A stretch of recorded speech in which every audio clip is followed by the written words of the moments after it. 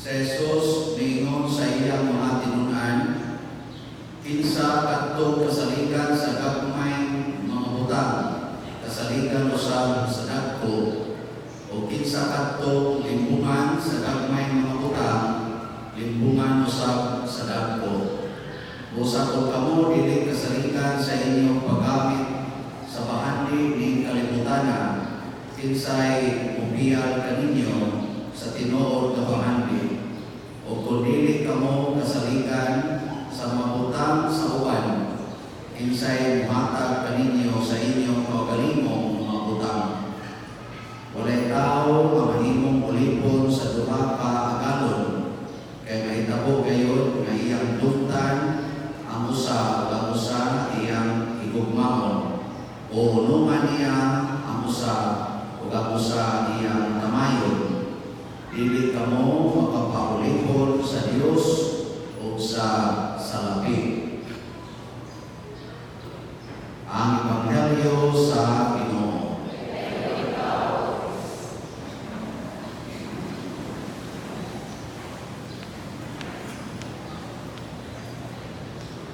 Sa unang pagbasa may suon, huwag yung kauyon ng Ginoo sa nagsimba niya.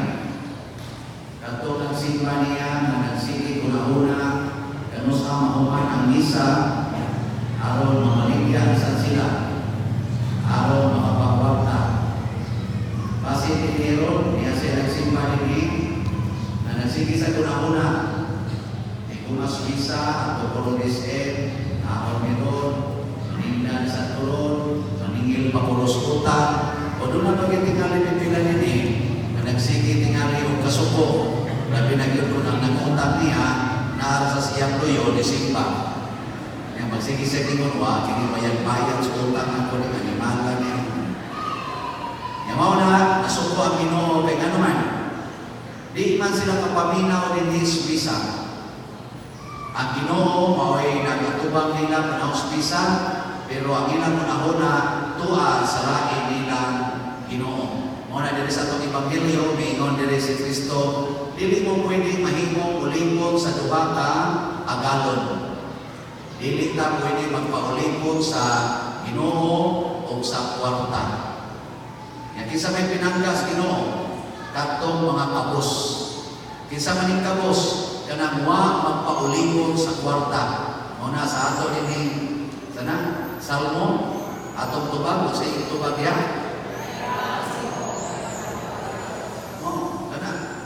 Iyang yung sa to, ibayaw, iyang idaas langit ang kabos.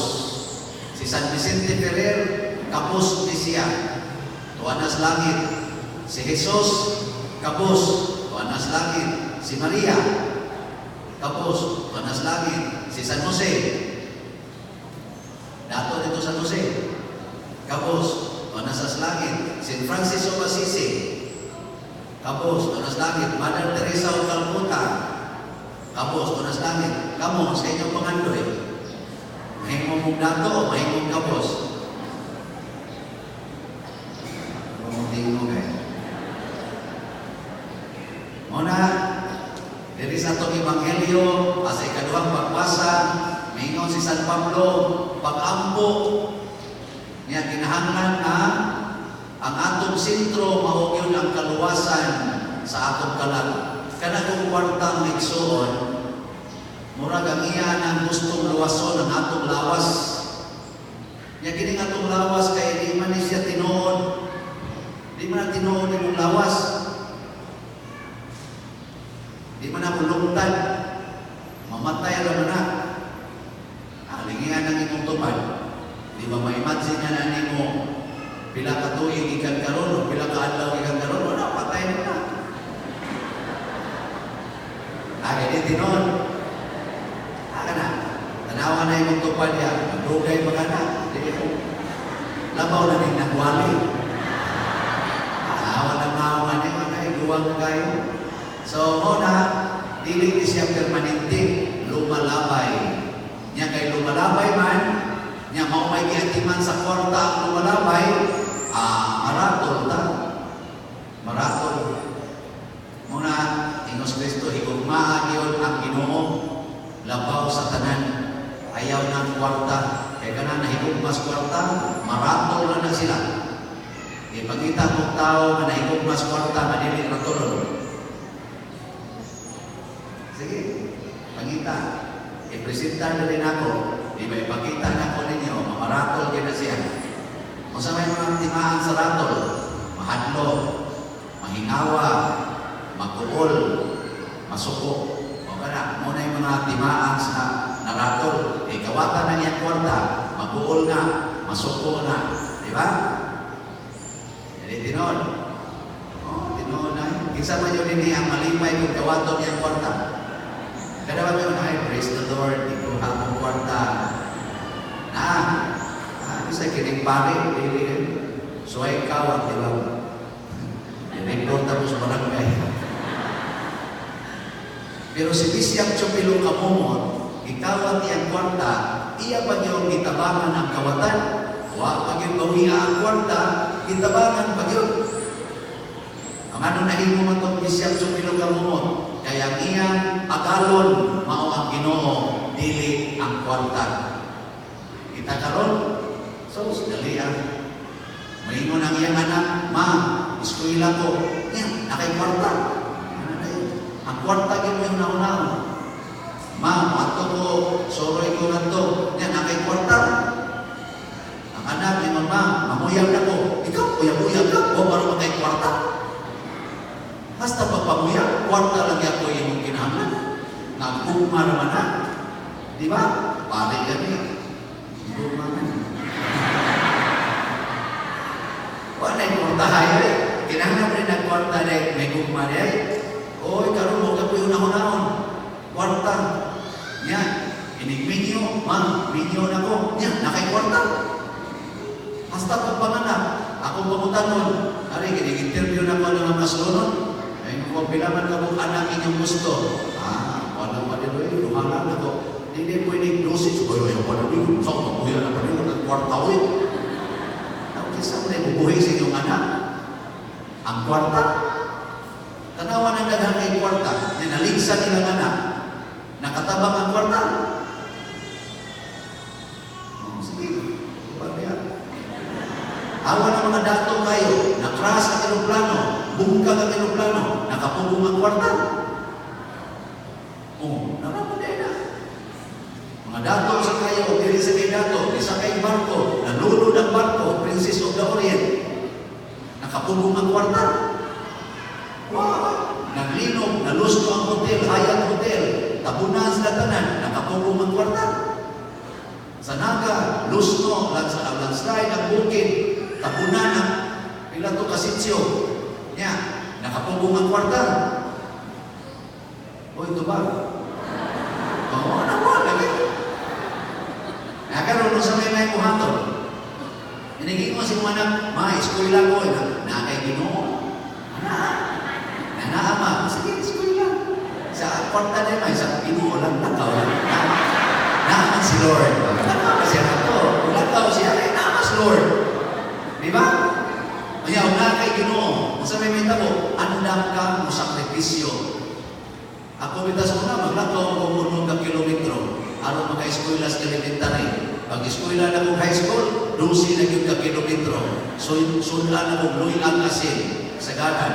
Kanya, lugno pa ng mga kargahonon, aron makapliti-pliti.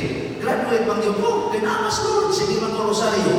Ingo sila, mabrayat ka ka na, na imong po siya tungtungan ng buka, kanya kuwang sa taon, saktos trabaho, saktos nga ko, mabrayat ka ka na, kapasar ka ka, graduate kita kong accounting, nakublaw, di pa.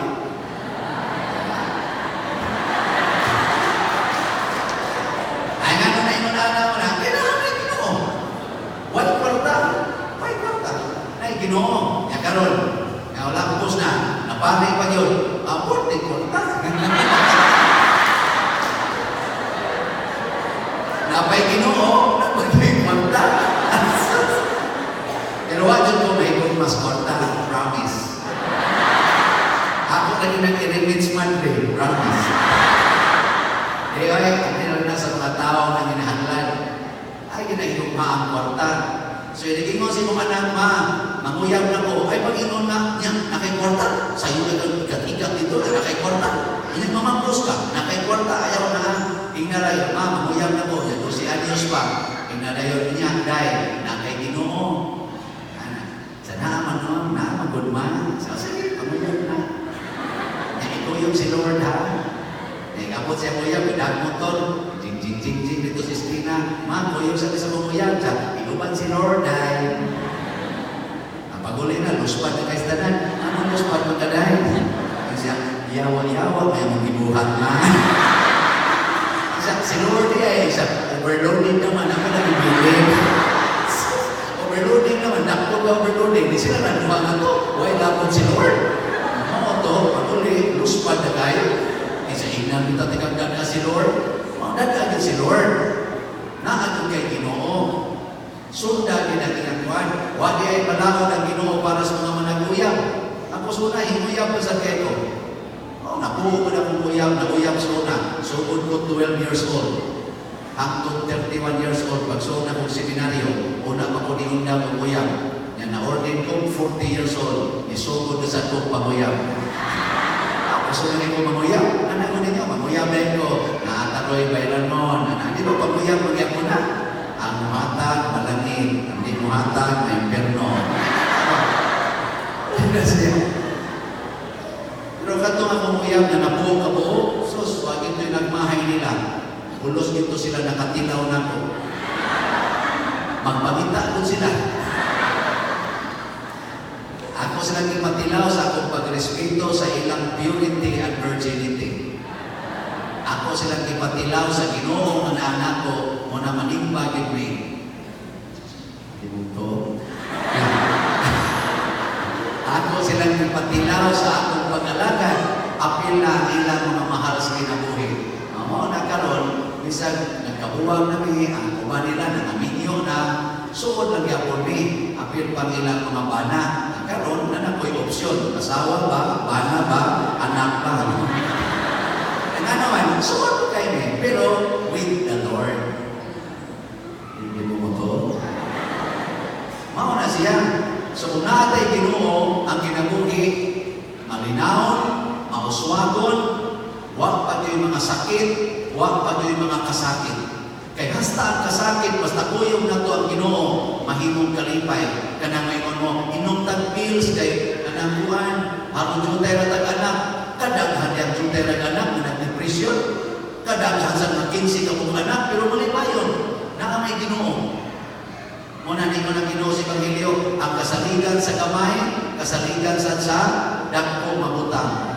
Kung magsige kang ampo sa Ginoo, imong yung handolon, ang gamay butang, usa ka mong anak, handolon na nimo with the Lord, pwede sa kagtagaan o sa kadusinang anak, handulong na gyapon na nimo with the Lord. Huwag yung problema. Bisa himuon pa ng duha kadusina, relax sa gyapon kay ka. Pero kanang tao maway Ginoo, kwartara, usa ka mong anak, musugod ng suyog, inikadako, ratol kay na siya. Labi na yung masud na BBRC, o ato baka sa Cebu City Jail. Oy, maratol na. Sige lang nagyaw-yaw. Bika mo karon. Iunsa man ninyong paghandol ang mga tao o mga puta na ihatag sa Ginoo ninyo. Diyos nun ba o base sa kwarta? Kamong mga asawa, ihigugma ba ninyo ang inyong bana o ang kwarta? O ito ba? Base inyo ng yaw-yawan ang inyong bana tungkol na sa kwarta. Labaw pa biyan nagbaliw kay sa kwarta. Muna, igugmaan ang inyong bana, mahala na kang kwarta na, tuwa na gihatag sa kabi. Igugmaan din siya. Yabi mo ninyong bana, burot yun akong kwarta dahil siya. Dili mo na importante ang kwarta, ikaw may mas importante na ako. Tanawa, di ba? Mag-uspan na imong naon. Wala naman kay kaon. Pero, manipayo rin mo kasing-kasing. Kay anda magpakamatay anang imong yawan noon na bana. Yang sa may tabo. Ang sa may tabo. Malakit ka. Adto ka sa langit. Yang imong bana, asa man pa doon? Malakit sad. Kay mausap man siya. kini kamatay nimo makaamgo na siya sayo, so di na siya makabit. Magdininoon na siya siya kinabuhi. Ano din na siya makasa. Tanawa, pero mauna magkamatay. Pero kay kaon. Matay ka.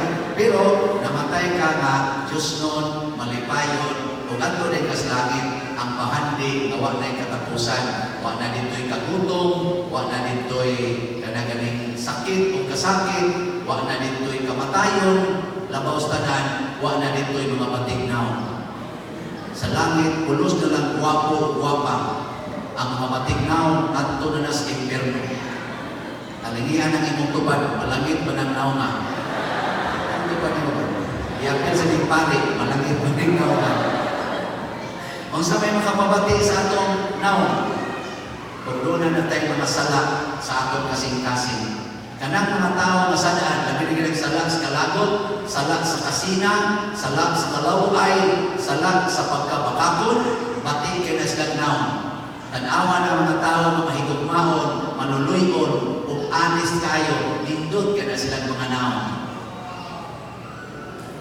Huwag yung pumumutuon. Sige, lingi-lingihan na inyong tupad. Bakakon ganina, bati ka na siyang naon. Kaya tanawa, maatrak ka ni ka siyang naon sa ato pa, wala siya sala. Maatrak mo ka mga anak, maatrak mo sa naon sa inyong ginikanan, nawa ka ng naon. Kamu ba mga anak? Tanawa na sa inyong ginikanan, maatrak mo o mahadlong. Mahadlong ka rin mo, yawan mo ng ginikanan. Sige tingali nagkasuko, sige nagpamalikas, sige nagyaw-yaw, sige nagpamusi, amo na mahadlong mo. Pero kamo mga ginikanan, unong na mo ng yaw-yaw, pamusi, sana pangasaba, unong na ninyo, sige na lang mo kapuha, halagan, dinagin mo manuko, dinagin mo masuko, tanawa, di ba, nindot kayo mong naon, pag-itaon mo sa inyong anak ko. Oh, iniglakaw ni mo, ignore kasi mong anak, ma, where you na? Iksa na ka na. Siya kumpra pa doon, siya ulit sa'yo, kay pagluto na. Gano'n, ikaw ay tigalagan nila kay servant naman kanila. O anak, ang Ginoo bitaw, servant man sa nato, o bitaw mangita, kita Ginoo. So kini mga butanga, mo ni ang gikinahanglan karon sa kalibutan. Kana bang tinuod nga nahigugma sa Ginoo ug nahigugma sa magasa nga gihatag sa Ginoo ngadto kanila. Sige, manindog na ta mga buutan. Nagato ako